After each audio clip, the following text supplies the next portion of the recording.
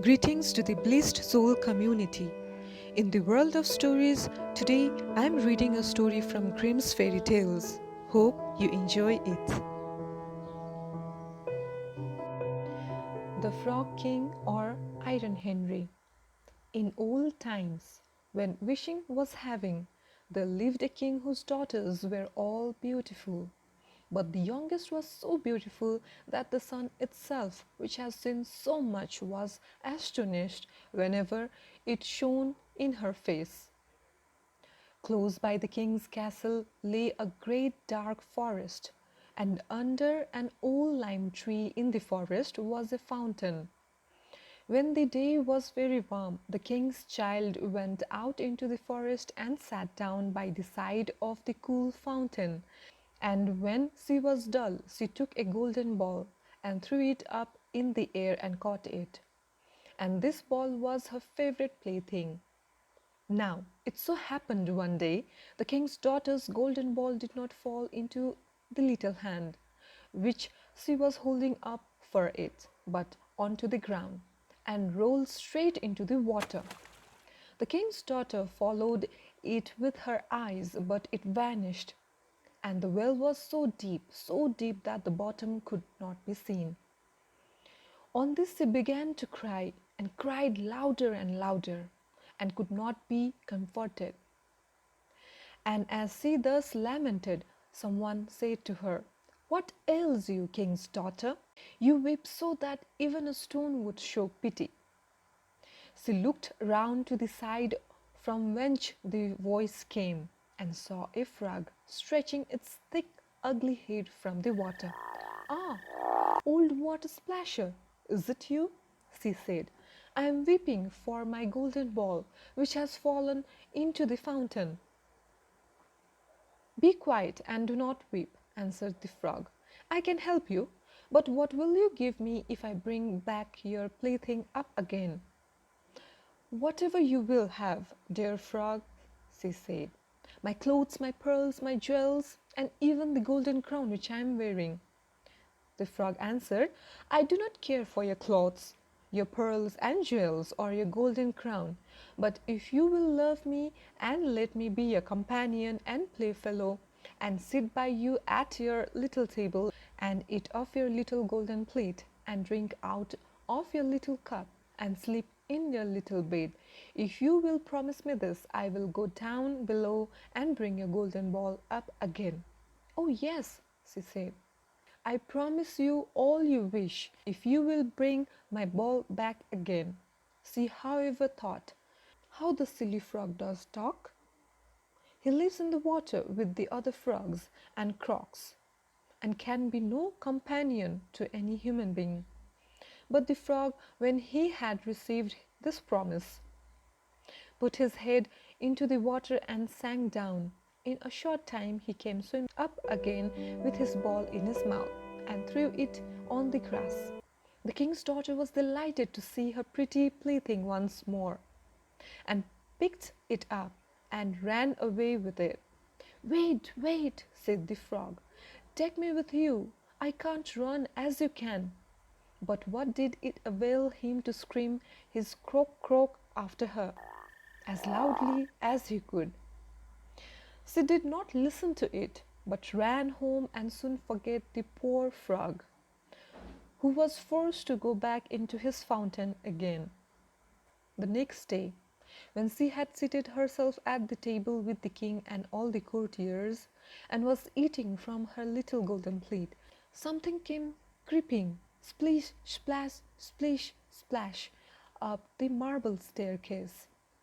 When it got to the top, it knocked at the door and cried, "King's daughter, youngest, open the door." She ran to see who was outside, but when she opened the door, there sat the frog in front of it. Then she slammed the door in the great haste, sat down to dinner again, and was quite frightened. The king saw plainly that her heart was beating violently, and said, "My child, what are you so afraid of?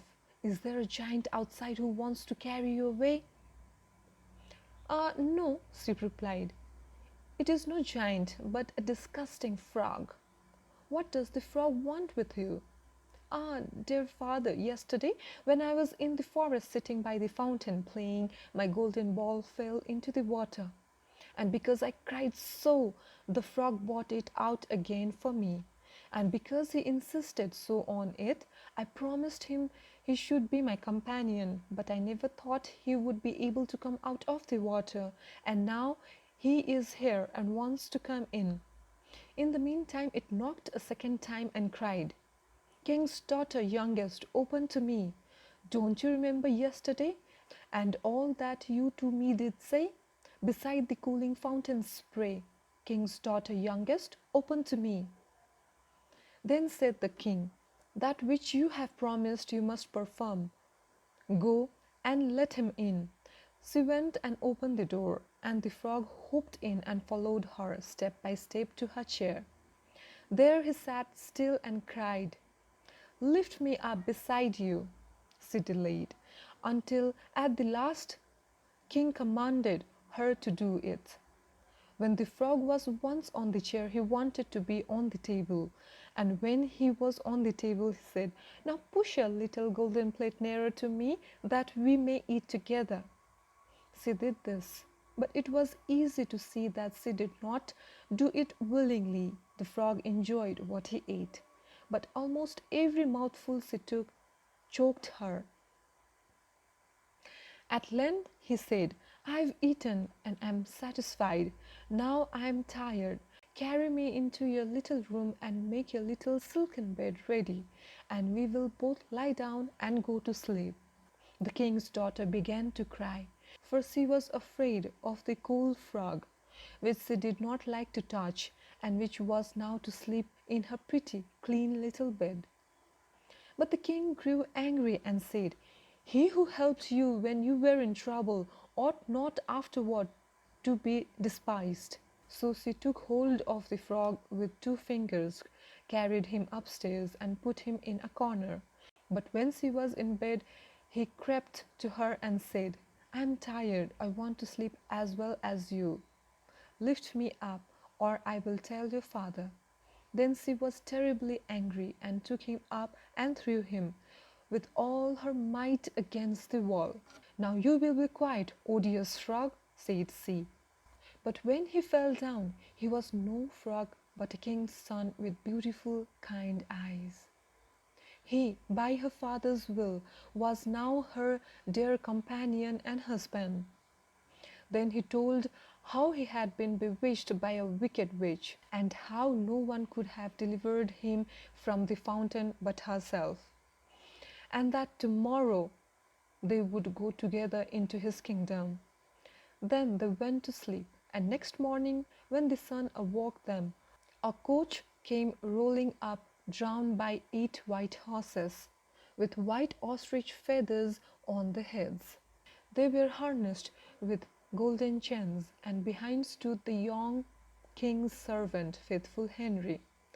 Faithful Henry had been so unhappy when his master was changed into a frog, that he had 3 iron bands laid around his heart, lest it should burst with grief and sadness.